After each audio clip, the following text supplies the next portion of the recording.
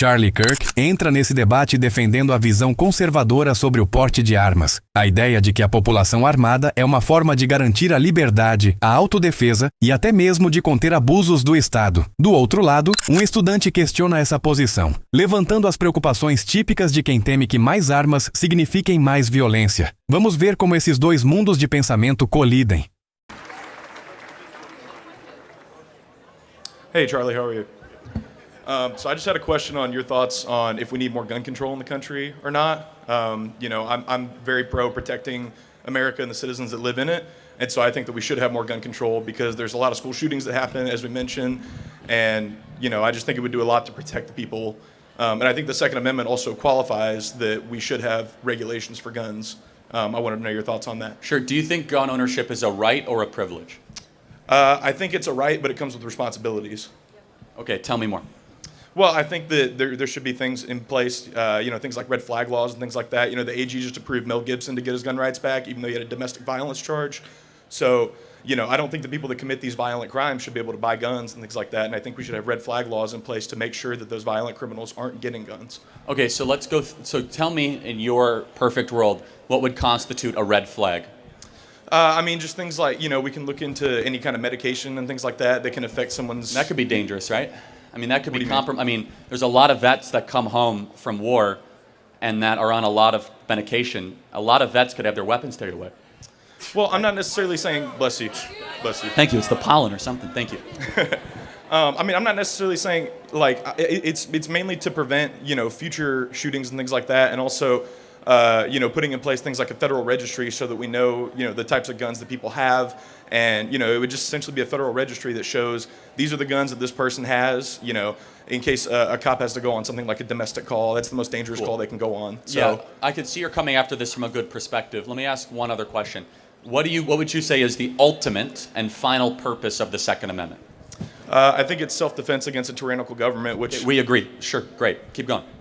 Well, but I think within the Second Amendment, it also implies that we have high regulations in the first four words. Sort of. Of it. Well-regulated militia right. actually meant well-armed, but that's a separate issue. But well, how do you know? You're interpreting what the Founding Fathers Well, put they in. said it in the Federalist Papers, right? So it's not just me, but also in the Heller decision, in the 5-4 decision, that said that gun ownership was a right. This was a hotly debated thing. But so do you disagree? Sorry, I didn't mean to interrupt you. Do you disagree with the idea of a federal registry like that? Oh, without a doubt. The only reason you'd want to register the guns is if you want to confiscate them.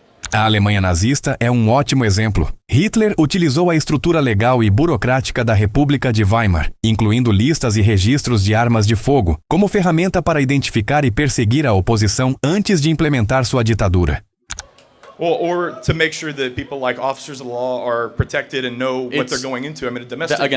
That's a good argument, right. To your credit.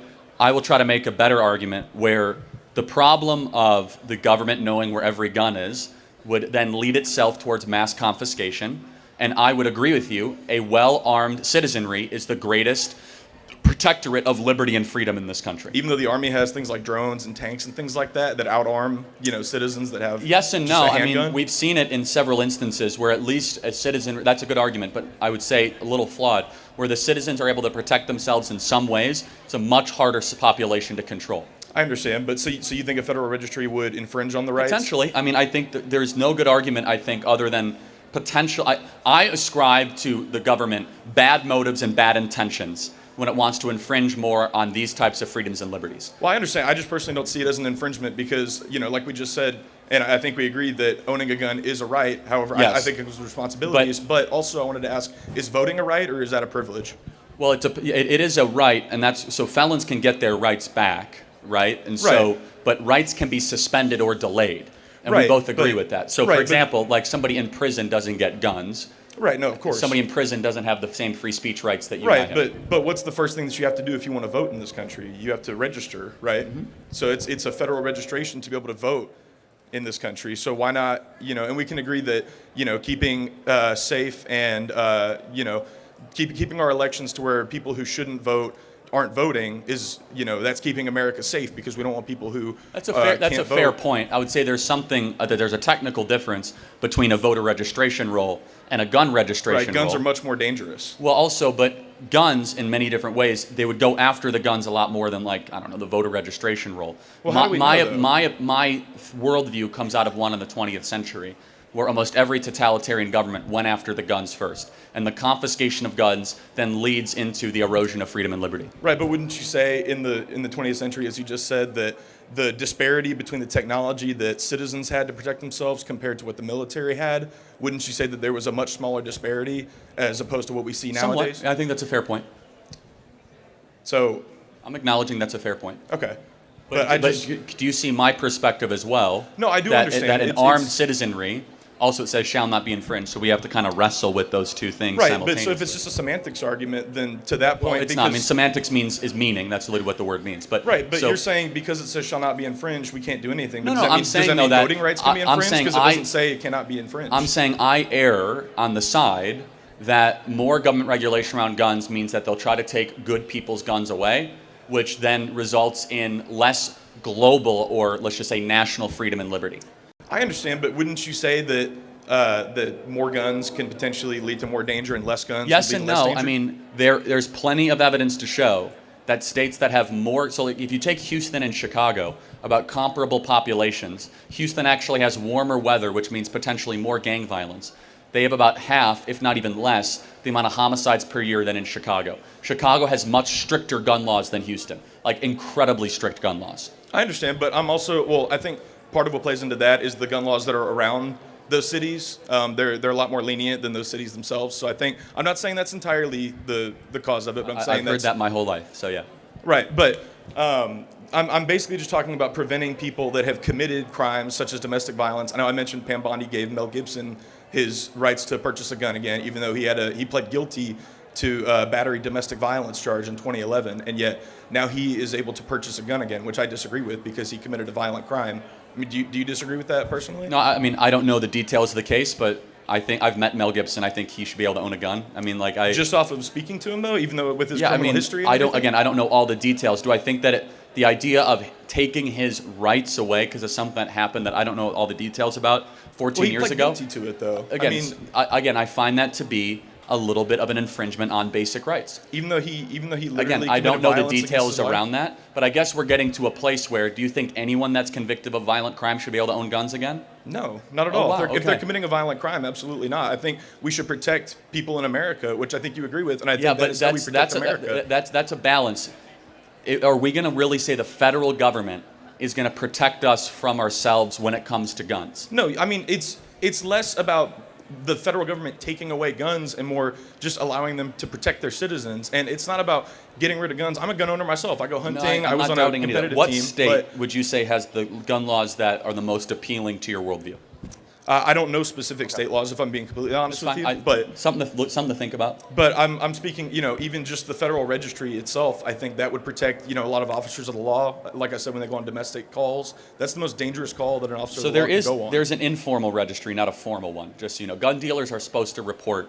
Right, but do you really think that they do all the time, though? No, of course not, obviously. I mean, right, I so live in wouldn't reality. the federal registry eliminate that problem, then? Again, I would go back to a formal registry. You register in order to confiscate. It is a prerequisite towards confiscation. Isn't that just a slippery slope argument, though? If you give one thing, then another thing's going to go? It's a historical argument, right? We see that throughout totalitarian dictatorships throughout the 20th century, where if you want to take the weapons away, you first ask for a collection of all the items that you then want to collect. But I could see, you're coming after this in good faith. I tend to be on a much more libertarian side, even though I'm not libertarian, where we actually need looser gun laws because I think that gun laws? Oh yeah, yeah. I mean, especially in states like Chicago and Illinois, where it's very basic Second Amendment rights. So I'll give you a great example. Okay. In a state like Rhode Island or New York, right, it could take a woman upwards of 30 days to get a gun. Mm-hmm. So let's say a man wants to actually do harm to her, and she gets threats and the police won't intervene, I think she should be able to get a gun that afternoon to protect herself. O único instrumento capaz de igualar uma mulher a um agressor homem e realmente impedir um ataque físico é a arma de fogo. Nenhum outro recurso, seja força física, gritos ou tentativa de fugir, garante proteção real. O Estado não é onipresente, a polícia não chega imediatamente, e confiar apenas nele deixa a vítima vulnerável. Por isso, a posse responsável de uma arma é muitas vezes a única forma de defesa efetiva e imediata diante de uma ameaça. I understand that. So in that case, I think that gun laws should be looser. I understand. I think in that regard, I do agree with you. Cool. So that would be an instance of that. And I also will go back to this idea of red flag laws. We have seen case after case of it being abused, of veterans having their weapons taken away.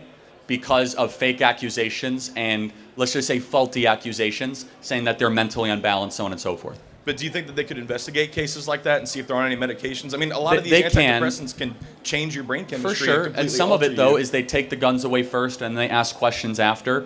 It's a difficult, very, I don't want to say gray area, but edge part of the law where I tend to, and a respectable position, respect to you, I tend to err on the side of it is a right. The government screws up more than it does correct in this specific portion. And the downside to having more guns is far better than the downside of having only the government have guns. Even if that can cost American lives, though? I mean, me personally, I would give Well- up all of my guns in a heartbeat if I knew for a fact Okay, that it was going to let's- save one life. Can I do a thought experiment to you? Sure. So, do you think we should ban driving? No, I don't think so. Of course And I know not. where you're going with this. 'Cause car crashes are more. 55,000 people a year die from car accidents, right? Right, So absolutely. But those are accidents, though. That's not someone intentionally well, going that's and not killing true. somebody. Some people intentionally do, or some people have DUIs, right? Some of it is Right. an act of agency, not just accidents, right? Meaning that they are reckless with the technology. I understand. You would agree a DUI is a reckless act. Oh, for sure. And that's a absolutely. vast majority of auto deaths, Right. both in the interior of the vehicle and the exterior. Right, but then what do you have to do to be able to drive, though? You have to get a driver's license. You have to take a test with an No, instructor. of course, but I'm saying if the pursuit of to save, if it's all about saving lives, then Yeah. then there are certain things that we'd get rid of. I would say though that government is not merely there for our safety. It's one of the primary focuses. You have to balance liberty and safety, and that's a tough balance at times. I fall on this issue on the side of liberty. Final thought. So what? Yeah, just one last quick question, I promise. What about something, as I mentioned, with taking a driving test to be able to get a driver's license, you have to prove that you know how to operate the vehicle safely. What about something similar to that with owning a gun? Some kind of thing where you go to a range with a trained professional, No. you show that you know how to operate the gun, safely, know how to store it safely, things like that. Yet, Yeah, I mean, and then so- once you pass that, you get some kind of card that allows you to buy a gun. I mean, it's all think about that- protections. It's not about Yes, restricting on rights. that you might have some agreement with me, because actually the number one cause of errant gun deaths is accidental discharges. People that don't know what they're doing with their gun. I understand. And so I think that could be prevented through better training. So for that, I actually might have some middle ground. Okay, I appreciate it. Hope you and your family had a blessed Easter. God Thank bless you. everybody. God bless you. Great job. Thank you.